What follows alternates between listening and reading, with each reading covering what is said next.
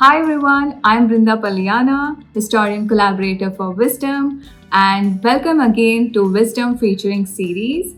And today we have here with us Miss Sabrina Smith. Thank you for having me. So let us now hear her story. So Sabrina, welcome. Welcome to Featuring series. How are you feeling? Good. Thank you for having me. So can you share a bit about your journey and what's guided you to here?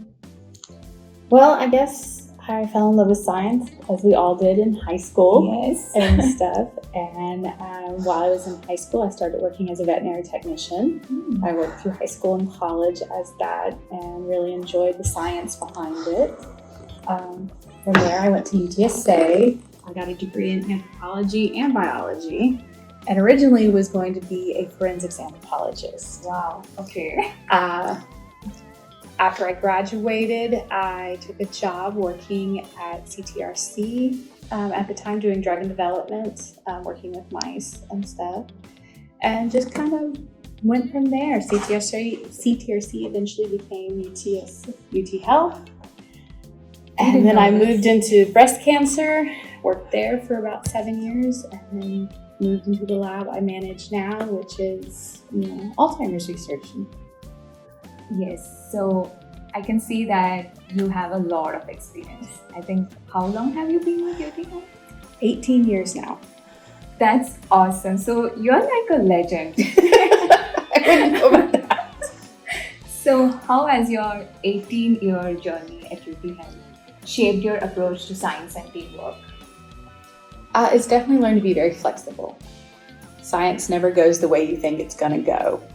And you have to be flexible, be prepared to make different moves and stuff. And the same thing with teamwork.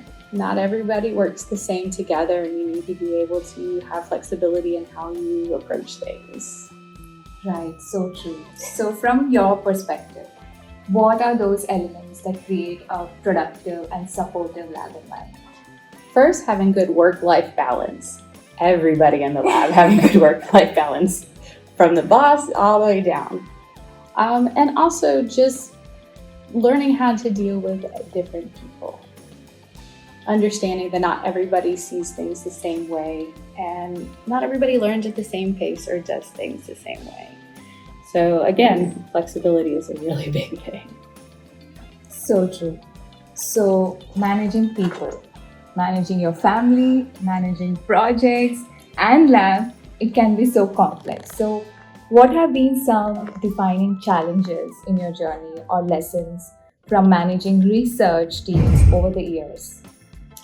Not trying to do too many things at one time is the biggest thing. Really trying to schedule what you're trying to do and make it a manageable amount of work. It's really easy to overtax yourself and to overdo yourself on what you're trying to do. And to expect for things not to work, and to give yourself time to make corrections if they don't go the way you're expecting. Yeah. And with working with people, it's just taking your time, listening to them, hearing what they're saying, and working at their pace, especially with training, because not everybody learns the same, not everybody does everything the same. And so that's the biggest thing on managing people, is just you treat each person as an individual, and you try to tailor what you're doing to suit them and the lab at best. That's so true. So valuable advice from such a veteran, I should say. So for those hoping to build lasting, impactful careers like yours, what wisdom would you have? Be willing to do the things that other people don't want to do. Learn every day, even when you've been doing it for 18 years. Learn from your students, learn from the postdocs, learn from the PIs. Never think you know it all, and don't get set in your ways. Be able to learn different ways of doing things. Somebody may have a better way than you. But biggest thing is just keep your mind open and try to enjoy some of it.